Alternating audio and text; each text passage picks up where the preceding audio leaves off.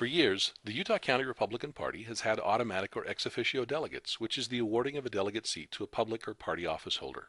Commonly called an automatic delegate throughout most of Utah, an ex officio delegate is simply a delegate by virtue of another office. For example, your state representative is likely an ex officio delegate by virtue of his or her seat in the state legislature. Not all party or public officials, however, accept an ex officio seat. Representative Jason Chaffetz, notably, refused to accept an automatic delegate seat. In fact, in a letter dated May 4, 2006, State Senators Howard Stevenson and Tom Hatch, along with Republicans Jason Chaffetz and Tim Bridgewater, clearly stated their opposition to automatic or appointed delegates.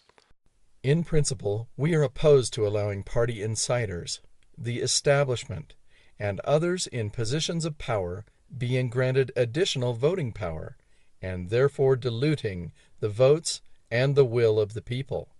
We recognize that the insider's agenda can, at times, compromise or be in conflict with the best interests of the party. Another page on the Grassroots GOP Delegates website lists the 78 public and party officials of Utah County who were ex officio state delegates in 2006. That year, 683 state delegate seats were allocated to Utah County, 78% of which were given to public and party officials, which means that roughly 11% of the state delegates that cycle were not elected by grassroots Republicans in a precinct caucus. Was your precinct shorted a seat in 2010? If you live in one of these precincts, then the answer is yes. That seat went to a public or party elected official.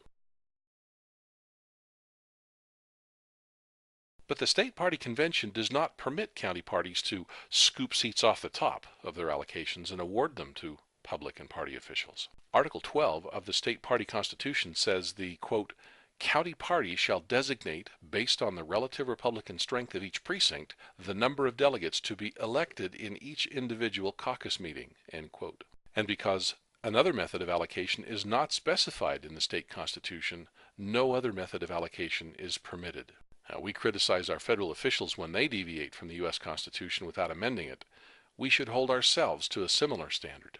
George Washington famously said, quote, let there be no change in constitutional powers by usurpation, for though this in one instance may be an instrument of good, it is the customary weapon by which free governments are destroyed, end quote. In other words, if we want ex officio delegates, then let's amend the Constitution to allow them, but let's not bend or ignore the Constitution by having them. If a single automatic delegate seat is awarded in a manner other than the method described in the Constitution, then logically, any method of allocation or assignment is permissible. In 2002, for example, the Tooele County Democrat Party selected all of the county state delegates from only one area in the county to gain an unfair advantage in a state Senate race. Following the 2000 census, the legislature had changed the boundaries for Senate District 12 such that two Democratic incumbent senators, Ron Allen and Millie Peterson, found themselves in the same district battling for a single seat. Ron lived in Stansbury Park in Tooele County. Millie lived in West Valley in Salt Lake County. The Tooele Democrats favored Ron Allen, so they set aside all of their seats for delegates in the Stansbury Park area. Let's not be like the Tooele County Democratic Party in 2002. You can read more about this in the newspaper articles referenced at the Grassroots GOP Delegates website. Let's review what our founding fathers said about electors in the Electoral College, electors being analogous to delegates in the Republican Party. The primary role of a delegate is to select individuals as nominees of the party. In this sense, they are electors, and electors must not be beholden to those they may select. The founders articulated this independence of electors saying, quote, each state shall appoint in such manner as the legislature thereof may direct a number of electors, but no senator or representative or person holding an office of trust or profit under the United States shall be appointed an elector, end quote. Thus, a person holding an office in the United States could not also be an elector. Proponents believe that automatic delegates are permitted as long as the process is documented in county party rules.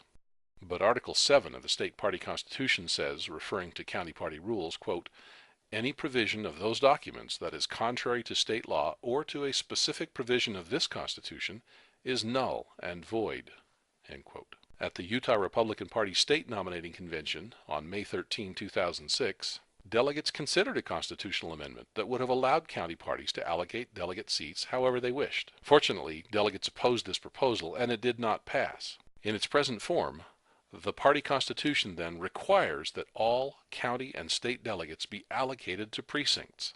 Seats not filled in precinct caucuses may be filled by the county central committee, and vacancies are filled by appointment by the precinct chair. No other mechanisms are specified or authorized. Control over party affairs and selection of Republican candidates is therefore determined at the lowest grassroots level, the precinct. Several years ago, the Weber County Republican Party eliminated automatic delegates and thus a significant source of contention. Let's keep delegate selection power in the precincts. Let's amend county party rules to comport with state party rules. Let's eliminate ex officio delegates.